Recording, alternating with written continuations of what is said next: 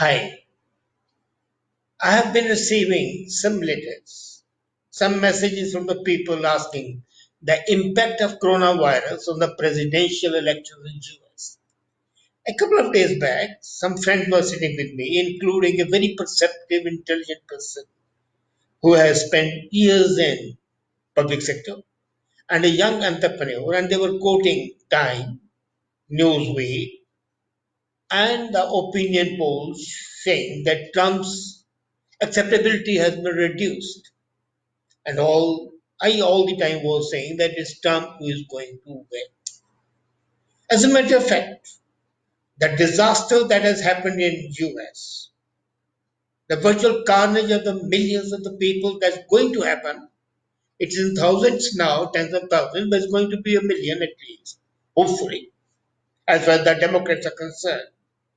And the disaster of economy that is perceived by some people does make people feel that the anti-incumbency factor coupled with this disaster and the four tornadoes coming this month and next month would spoil the possibility of Trump's getting re-elected.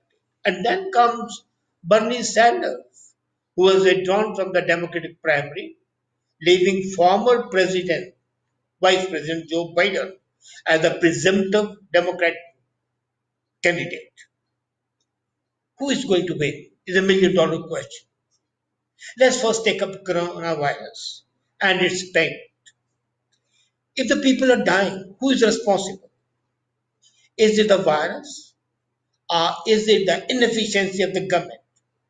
If you look at the media reports, Trump is guilty and he should be tarred and set on fire like the witches used to be handled. But is he really guilty? That's a million-dollar question. The Constitution of US is very clear that in their respective areas, mayors in the cities and the governors in the states are the final deciding authority until and unless there is an emergency, a war like situation.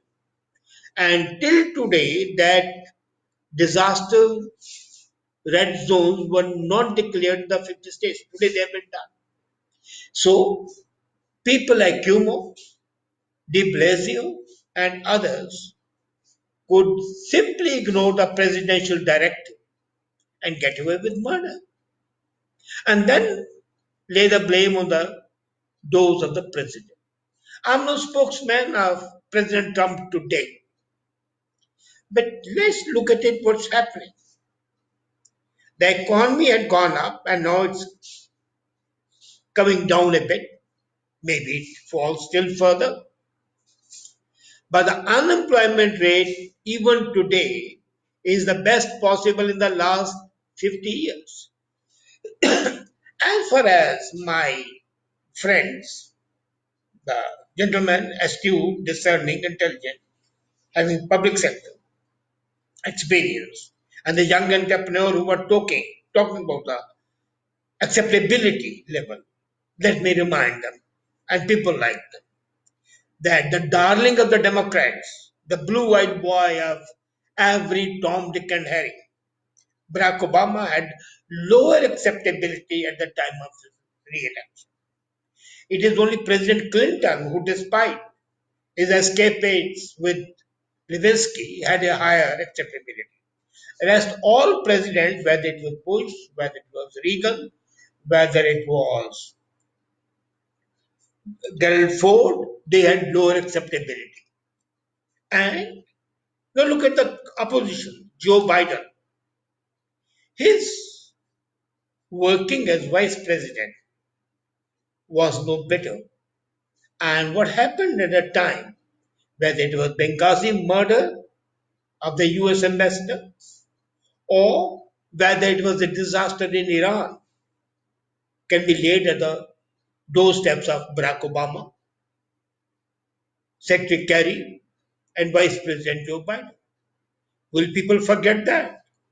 If people did not forgive Hillary Clinton for Benghazi and the email scandal, How would they forget the misdoings of Joe Biden in Ukraine and earlier in Iran?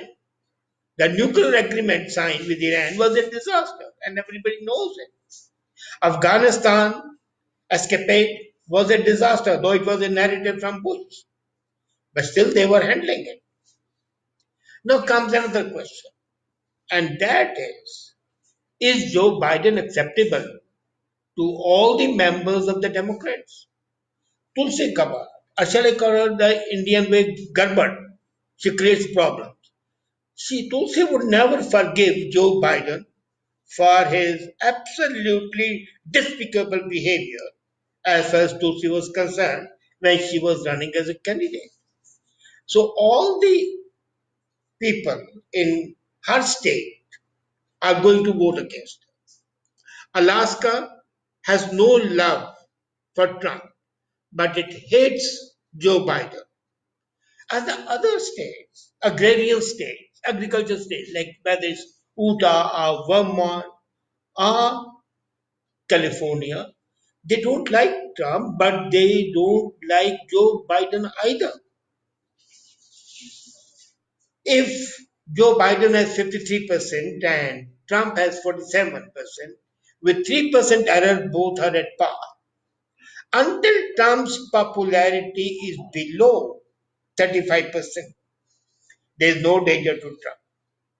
Now comes another question, the veracity of these opinion polls. They are lies, damn lies, and statistics. Any opinion poll can be modulated, manipulated, and formulated according to the desire. What sort of a sample you have, what sort of questions you are asking, how you are asking the question. These are the three parameters, and the desired and can be manipulated to project higher acceptability, lower acceptability, and no acceptability. Biden does have sufficient room to concentrate his fire on Donald Trump, but he is engaging in meaningless, divisive intra-party battles. And there's an inherent tendency in America that the incumbent president, because there are only two terms given to them, is always given another chance.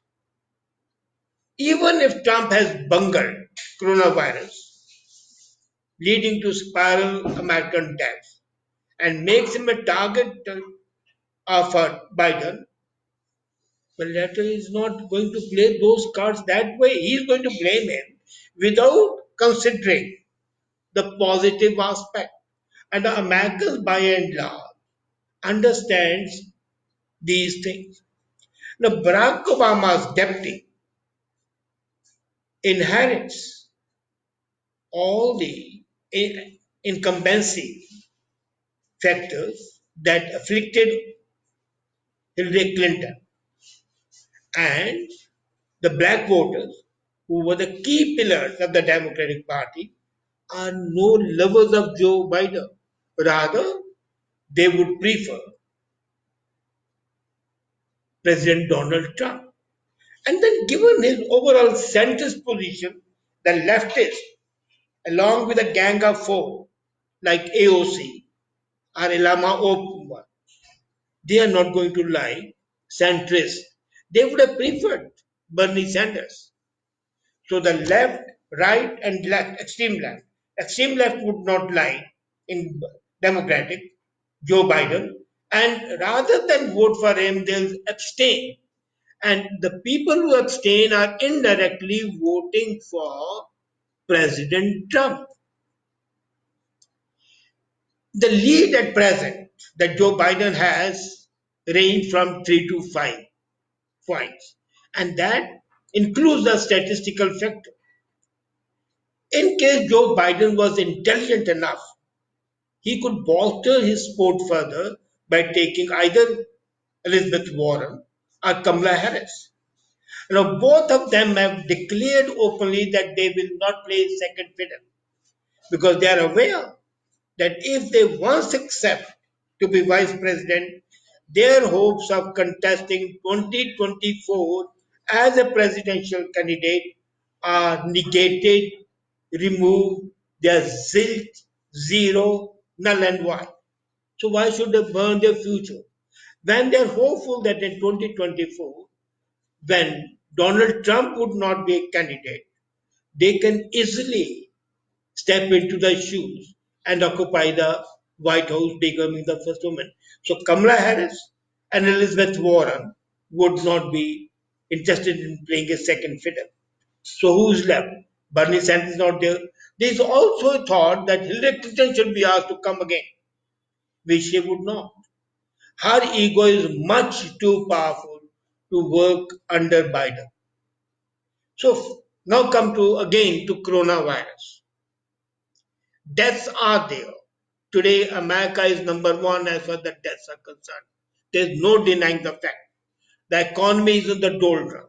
The situation is going to get worse despite the declaring all the 50 states as disaster zones because of the four tornadoes. One is expected this month, two are expected next month, and one is expected in July.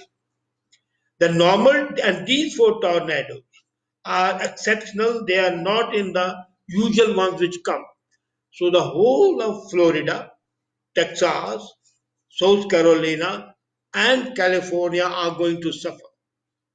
And the Democratic parties, presidents, especially in California, are going to make a hash of it. And Trump can easily say, well, I declared emergency for the sake of preventing coronavirus, not for other things. That is to be handled by them. But whatever it is, people at the time of election from November 1 would be in a state of a shock. And when you're in a state of a shock, you don't change horses. You are midstream. And when you are midstream, you don't change horses.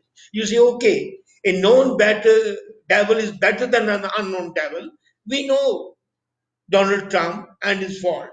We also know his virtues, his positive points. So let's carry on with Donald Trump rather than risk on Joe Biden, who as a vice president did not play a stellar role. He was at the most a mouthpiece of Barack Obama, and there was no glamour to him. Then his son's doing in Ukraine, where he was getting $500,000 per month as salary, is going to come in the picture. Then the sport to Serbia is going to come into the picture. Indians over there are not going to like Joe Biden because he had supported Pakistan. Pakistani cab drivers would definitely vote for him. But the number of the Indian voters is much more than that. Spanish voters don't want him. Mexico had earlier said that they'll prefer Dabble to a Democratic partner. So all the Hispanic group would not vote for Joe Biden. So things are not very good as far as Joe Biden's election is concerned. They may not vote for Trump, but they'll definitely not vote for Joe Biden. Traditionally, they are supporters of the Democratic Party, and when they abstain, indirectly they are helping Trump to win. Now comes the coronavirus. Trump has played a master stroke. People are forgetting that. When India refused to export hydrochloroquine, he took a very tough stand, and within few hours, Prime Minister Modi said, yes, we'll give you the hydrochloroquine. Now, this fact will be trumped by Trump to say, look, I always say America first.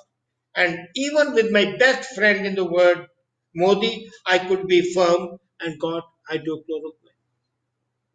Nothing big about it, but the very fact that you could get it, and they would not have got it because India is one of the major countries producing hydrochloroquine. The other country is Pakistan. That's all. So India is giving them, and that goes to support President Trump. He is showing his tough side even against his best supporter globally. And I have a hunch that this whole drama of asking for chloroquine, refusal by India, and then coming immediately within hours must have been rehearsed before it was made public. But whatever it is, the situation favors Trump, who is brave, who is bold, who is politically incorrect. And the people in America today, person who is politically incorrect, they don't want wishy-washy people like Barack Obama or Justin Trudeau. They want a person who can take action, even if it's a harsh action. But they want a decisive action. They don't want dilly-dallying. That characterizes Joe Biden. Even in his speeches, you can see that he is always evasive. And those evasive tactics are not going to favor Democrats. So whether it's an anti-incumbency factor, which goes in favor of Trump, because traditionally America always elects its president unless they have committed a crime of high magnitude, what we call it grave importance. And thus, there is no danger as far as Trump is concerned. But then the ways of politics are always strange. Today, I can state that his chances of election are 75 to 80%. Coronavirus or no coronavirus. Rather, coronavirus handling from today onward would contribute to his success. And that would be something which people are looking forward. Thank you.